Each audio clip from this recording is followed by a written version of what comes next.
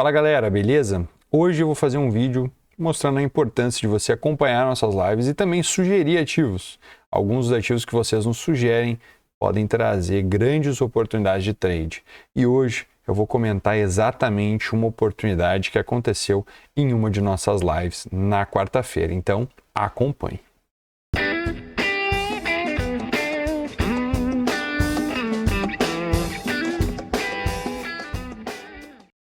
Então, galera, a sugestão de ativo, de análise de ativo, veio para a MESC no dia 29/3. A gente não tinha as informações que a gente tem hoje, obviamente. Por quê? Porque o tempo não havia passado. Mas o preço estava nessa região. E muito era observado a ideia de rompimento de topo anterior. Na própria live, eu comentei sobre o perigo disso aqui, tá? Principalmente dessa região. E eu expliquei o como eu poderia estar atuando. Só que eu quero lembrar para você que tudo que eu falo na live não é só o que eu falo com base no que eu vejo e no que eu acredito que pode acontecer. Se eu disser para vocês que aqui eu procuro um short, provavelmente eu estarei procurando uma venda naquela região. Então, eu vou trazer para vocês algumas das movimentações que aconteceram e exatamente o corte da live a partir de agora. Então, fica com o trecho da sugestão para análise de MESC e também o como eu comentei o que poderia acontecer. Vamos falar sobre MESC. Vamos dar uma olhada em MESC. MESC, ativozinho que está forte, aparentemente fez uma perna muito violenta aqui, porém eu não vejo como comprar isso aqui, tá? Liquidação em massa, posições shorts foram fechadas, aqui eu tenho uma movimentação que me sugere, inclusive, um rompimento de topo anterior. Eu tenho que ter um certo cuidado aqui, eu não ficaria de jeito nenhum em posições long. Olha, nessa última movimentação teve uma intensidade muito grande de negócios acontecendo aqui. Eu vou tentar isolar esse range aqui para nós ter uma noção melhor. Olha, sinceramente, em MESC aqui eu não operaria na compra. Se eu fosse procurar algum tipo de entrada, seria alguma entrada pensando em algum tipo de scalp na ponta vendedora.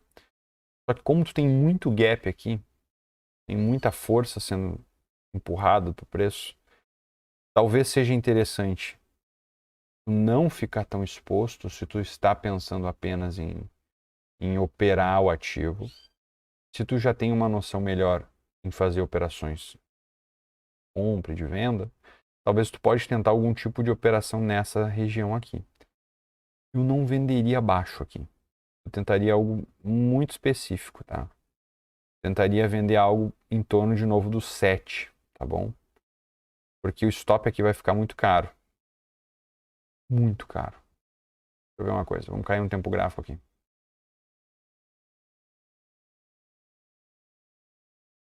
Bem, o que dá para ser feito é o seguinte. Observar se o preço ele vem, porque agora ele está lateral, se ele vem para uma nova movimentação aqui, acima deste nível do 705, e veja se ele vai falhar o rompimento desta região aqui, ó. Observa isso, ó. Se o preço ele vai conseguir, se ele vai conseguir ter continuidade no rompimento desse nível, tá? Entre o 705 e 708, ou se aqui a gente vai ter uma pressão brutal de venda. Se tiver uma pressão brutal de venda aqui, talvez aqui tu tenha uma possível entrada, tá bom? Uma posição short, porque daí teu stop vai estar bem mais curto, ok? Mas tem um certo cuidado, tá? Tu tem que saber que se tu decidir fazer isso, é uma operação um tanto quanto mais arriscada. Uma operação mais sossegada, mais tranquila, mais paz e amor, poderia fazer o quê? Poderia aguardar uma correção, nem que ela aconteça de maneira um pouco mais lenta. Tu buscaria de novo zonas de compra na faixa aí de 618, faixa aí dos 6.15, 6.16. Eu acho que essa região é bem relevante, tá com a média móvel de 200, tem o VAL aqui, tem o 618. É uma região bem relevante e eu acho que faz bastante sentido daí tu buscar algum tipo de compra nesta região.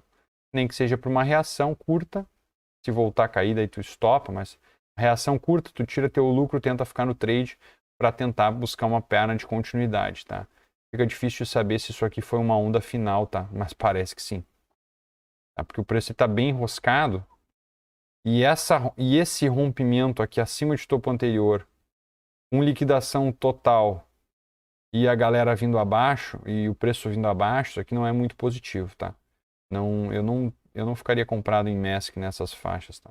Eu fiz uma operação curta aqui em MESC, saí muito cedo, saí de maneira precoce, poderia ter surfado toda essa região, mas eu fiz uma compra aqui em MESC que era por volta dos 5,50, 5,60, escalei compras aqui, e aí eu acabei saindo toda a posição em 6,10, entre 6,01 e 6,10. Aqui eu desmontei essa posição por causa desse topo anterior, eu achei que não passaria, o preço rasgou acima, tá bom?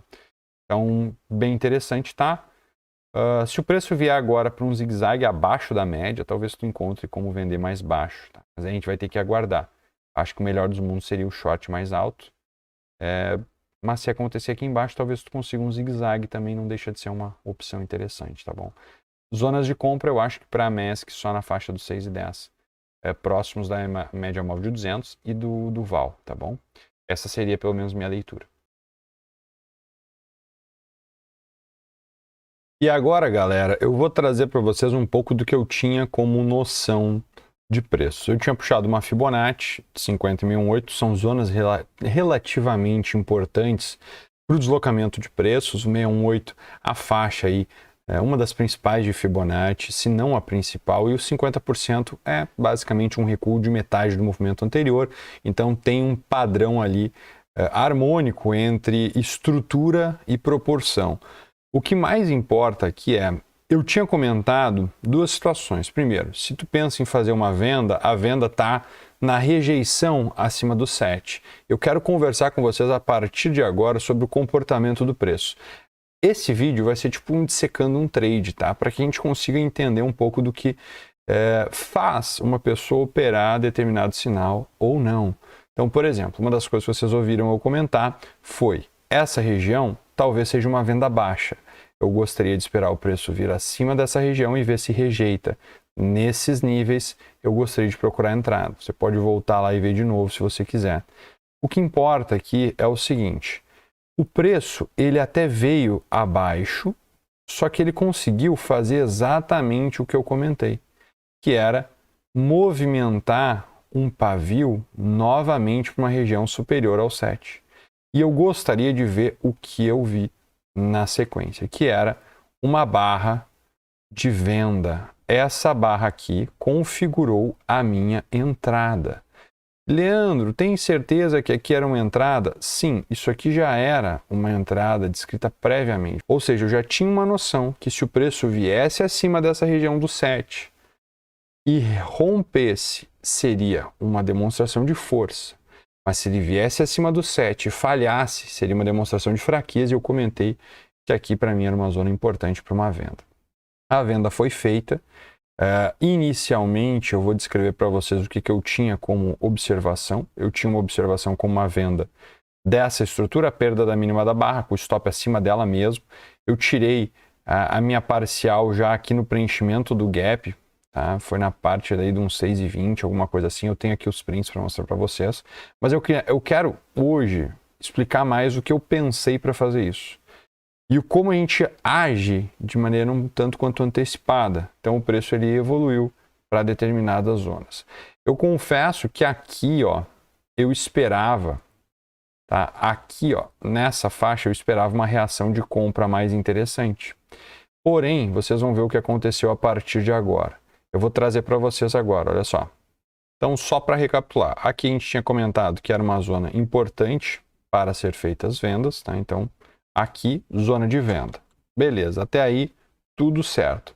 Observamos a zona de venda sendo testada. O que aconteceu? Uma barra de sinal na zona de venda. Então, aqui eu tenho um contexto importante para uma venda. Então, eu abri aqui a posição, eu vou deixar ela aqui, o objetivo de parcial foi no meio do caminho, sim, eu vou trazer para vocês depois a região que eu tirei as zonas de parcial, mas depois o objetivo final estava nessa faixa dos 5,61, 5,62, que era o fundinho dessa consolidação, e depois eu busquei o quê? A captura de liquidez abaixo desse fundo com uma nova venda no meio do caminho, ou seja, além de uma posição short que a gente abriu nessa região, uma posição que eu abri numa das minhas contas, eu adicionei mais um short no meio do caminho, acreditando na continuidade do movimento, porque o preço aqui, eu até comentei essa possibilidade na live, se o preço aqui não conseguir se sustentar para romper acima, ele provavelmente vai vir aqui, ficar de lado para continuar a cair. E essa era a nossa ideia principal. A gente tinha já um parâmetro na nossa mente e a gente buscaria reagir dessa forma. Então, beleza. O preço, tá? Obviamente evoluiu, ok? Ele evoluiu de certa forma até rápido. Nessa região, não lembro bem, mas se eu não me engano, vocês já devem ter percebido que eu acompanho sempre os gaps de barra. Isso aqui eu tinha um gap, se eu não me engano, eu tirei uma parcial no preenchimento do gap aqui. Então, foi nessa região aqui, foi exatamente nessa estrutura onde marcou a mínima dessa barra, ok? Então, o preço, ele, nessa região, testou o gap, porque a gente sabe que gaps são regiões reativas, a gente fala bastante sobre isso, principalmente nas nossas lives, mas o preço, ele começou a fazer o quê? A ficar lateral. Então, ele preencheu a ineficiência da barra e começou a ficar lateral. A partir dessa lateralidade, quem operou esse range aqui, até conseguiu scalps de compra, tá? Mas o que aconteceu foi o seguinte, o preço ele ficou bem lateral, ele construiu algum tipo de leitura que pode ser observado, tá? Como algum canal, tá? Eu desenhei esse canal, tá? Eu lembro de ter definido esse canal, e canais de alta normalmente rompem para baixo, né? Muitas pessoas vão estar olhando isso aqui como uma bandeira, etc. Eu até projetei esse movimento a partir dessa estrutura, que foi, quando o preço ao vir tentar romper, ele deu mais uma puxada. Observa que interessante isso. Ele deu uma última puxada e aí rasgou para baixo. Foi nessa região aqui que o preço rasgou. Nesta região aqui, ao perder essa mínima, na faixa dos 6,17, eu fiz uma nova venda. Leandro, tu vendeu então nessa região de novo, tu conseguiu vender lá em cima. Eu já vou mostrar para vocês os prints das operações que eu fiz para vocês tenham noção dos pontos em que eu fiz a venda. Vocês podem depois adicionar no gráfico de vocês e observarem exatamente o que eu estou falando. A minha segunda venda aconteceu dessa forma. Eu vendi metade, tá, do meu lote. O preço obviamente estava sendo bem volátil. Eu não consegui vender todo o lote que eu gostaria aqui. Ele acabou pegando metade do meu lote, tá? Porque eu tinha escalado vendas nas perdas dessas mínimas. Meu preço ficou mais ou menos nessa região de 6,17,8. E o meu stop estava acima da máxima dessa barra, bem curtinho, de 2,48. O meu objetivo final foi exatamente na captura de liquidez, uma vez que eu acreditava daí que o preço iria perder um fundo anterior, a fim de estopar todo mundo que comprou na perna de alta que tinha precedido esse movimento corretivo. E bem, o preço ele seguiu, tá? Eu vou só concluir aqui esse replay para vocês. O preço ele seguiu evoluindo. E observem que interessante que sempre que o preço ele captura a liquidez, olha a porrada que ele dá depois. Deu o primeiro alvo da minha operação, eu fechei toda a minha operação de um swing, que a princípio era para ser só um scalp, eu estava um tanto quanto alavancado aqui. Para o meu nível de swing não é comum eu me alavancar tanto, eu acabei operando como se fosse para um scalp, deixei para swing, então foi uma posição bem promissora. Ele acabou batendo aqui meu alvo do swing, que estava aí na faixa dos 5,60, depois eu vou mostrar para vocês também. E aqui, depois, o alvo da captura de liquidez. Observe que depois que todas as compras são estopadas, olha a força que o preço volta a subir. Então, é muito interessante a gente ter noção de regiões. Aqui teve uma liquidação. E olha só a força que o preço voltou. Aqui, provavelmente, tá, seria um ponto até mesmo de buscar algum long. Eu acabei não operando esse long, mas estaria completamente sendo uma posição aceitável, clara e objetiva de uma compra long abaixo de uma zona de captura de liquidez, assim como foi uma venda short nessa data aqui que eu comentei do Bom Dia Cripto. Bem, pegando aqui as imagens, ó, foram essas as vendas que eu fiz, tá? E a pergunta, né, você vai seguir perdendo nossas lives? A primeira venda, 69468, tá? É a mesma venda que eu tinha comentado para vocês aqui. Tá? Foi nessa barrinha de sinal, vocês podem ver aqui, ó, 6948. Então foi aqui, nessa conta da Bybit. Depois eu acabei vendendo assim, ó, 2 ticks abaixo na segunda conta. Na verdade, a minha conta 2 está aqui, né? Minha primeira conta é essa. E eu adicionei a posição na segunda zona de venda, que foi nessa daqui, ó. Deixa eu só tirar esse essa daqui que foi em 6,17, que foi essa zona aqui de rompimento que vocês podem observar também, foi a venda do 6,17. Então, esses foram os trades em Mask. Esses trades só aconteceram porque uma pessoa que estava na live com a gente chegou lá e perguntou: o que tu acha de Mask? Então, eu descrevi o que eu acreditava que poderia acontecer, quais seriam as zonas onde a gente poderia operar, e o trade evoluiu e foi bem interessante, tá? O que fica aqui para você? Bem, eu espero ter conseguido te ajudar de alguma forma, dissecando essas operações, explicando um pouco do que eu estava vendo e também te convidar para mais uma vez fazer parte da nossa live toda quarta-feira, 8h45 no Bom Dia Cripto. Eu espero que esses motivos te incentivem a vir participar com a gente. E é isso aí. Desejo a todos vocês um ótimo dia, forte abraço, bons trades e até a próxima. Falou!